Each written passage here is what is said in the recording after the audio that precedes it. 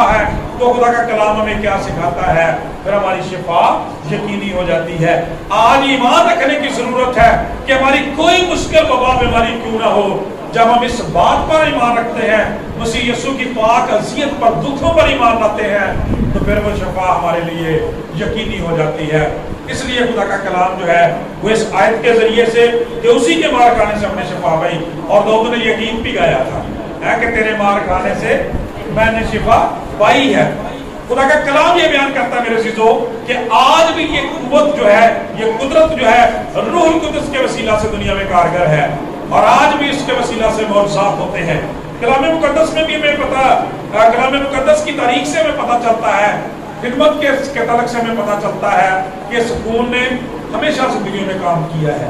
جس خاندان میں، جس زندگی میں یہ خون آ گیا ہے، وہاں پہ زندگی آ گئی ہے، بحالی آ گئی ہے۔ اس لیے کہ خدا کا کلام بیان کرتا ہے کہ یہ وہی برہ ہے، اسی برے کی اصلی تصویر ہے جس کا عکس بزرگ موسیٰ کو یہ کہہ کے دیا گیا تھا کہ تم برے کے خون کو لے کر دروازے کی چوکھٹ اور بازو پر لگا دینا۔ تو خدا کا کلام بیان کرتا ہے اس گھر میں موت داخل نہیں ہو سکتی، وہاں پہ زندگی، بحالی اور شفا آ جائے گی۔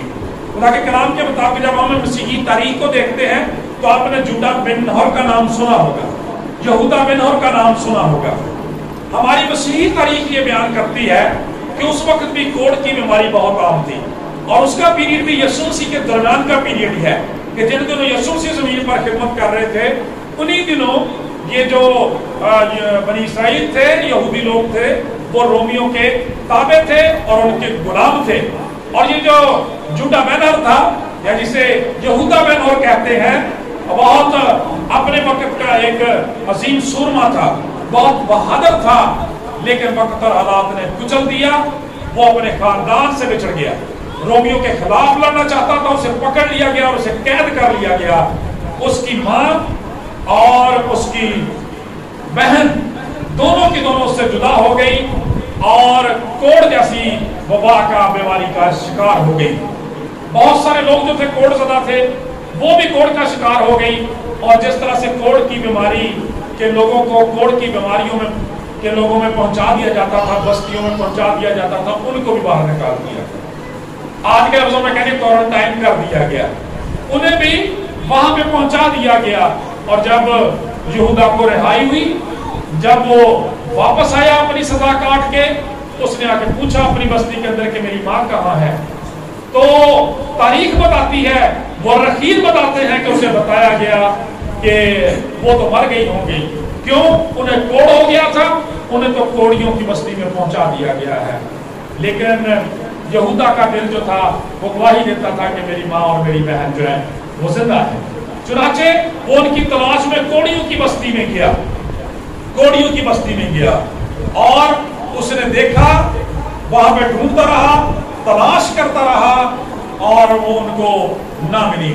بڑی مشکل کے بعد وہ انہیں ایک غار کے اندر، اندھیرے کے اندر ملی، لیکن انہوں نے اشارہ کیا کہ تو ہمارے قریب نہ آنا، ورنہ تو اسی کوڑ کا شکار ہو جائے گا۔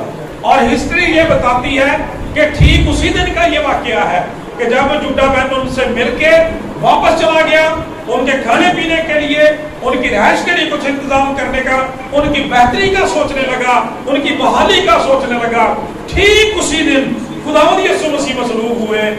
اور ہسٹری یہ بتاتی ہے کہ اسی دوران جب یسوع مسیح مصلوب ہوئے تھے، جب ہم پڑھتے ہیں کہ زلزلے کا، آندھی کا، طوفان کا ذکر بھی بائبل مقدس کے اندر ہے، تو وہ ایک نالا جس سے وہ پانی پیتی تھی ان کی بستیوں کے پاس سے گزرتا تھا، اور خداوند یسوع مسیح کا خون کوہ کلوری سے بہتا ہوا اس نالے میں شامل ہو گیا، اور ہسٹری یہ بتاتی ہے کہ وہ خون جو تھا اس میں شامل ہوا، اور وہ پانی جو تھا وہ سرخ ہو گیا۔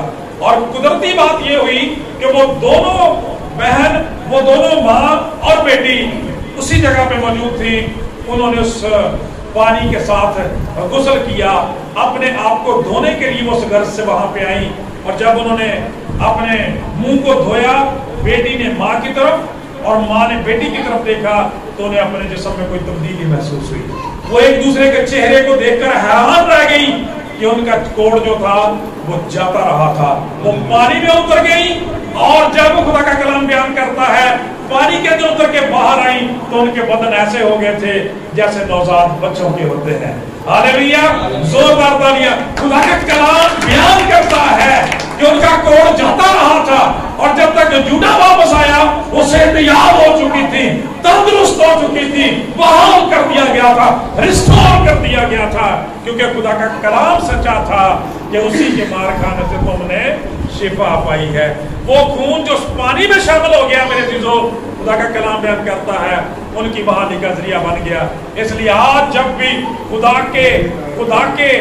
के खादम दुआ करते हैं, इस पानी के अंदर तेल के अंदर मसीह यीशु के खून को मिला देते हैं, उनकी तासीर बदल जाती है। और कई लोग बात तो थोड़ी मोहब्बत से ही करते हैं, लेकिन कई दफा वो हद को क्रॉस कर देते हैं, तेल और पानी को क्रिटिसाइज करने की कोशिश करते हैं, ज्यादा मजबूत नोयत देने की कोशिश करते हैं। लेकिन मेरे चीजों, हम कहते हैं हमारा ईमान पानी पे नहीं है, हमारा ईमान जो है वो तेल पे नहीं है, बल्कि उस खून के अंदर है जो इस पानी और तेल में जब मिलता है।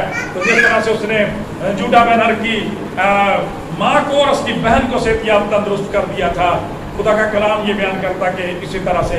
और जब हम उस हिस्ट्री को पढ़ते हैं तो फिर हमें पता चलता है कि जब लोगों ने उस दोनों औरतों को देख लिया था तो वे कोड़ियों की सारी मछली भाग के उस पानी की तरफ आ गई थी और वो सारे के सारे तंदुरुस्त हो गए थे। हालेलुया। और आज खुशी की खबर ये है मेरे चीजों कि हमारे लिए भी खुदा का कलाम ये बयान करता, वो फरमाता है थके मानो बोझ के दबे लोगों मेरे पास आओ, मैं तुम्हें आराम दूंगा।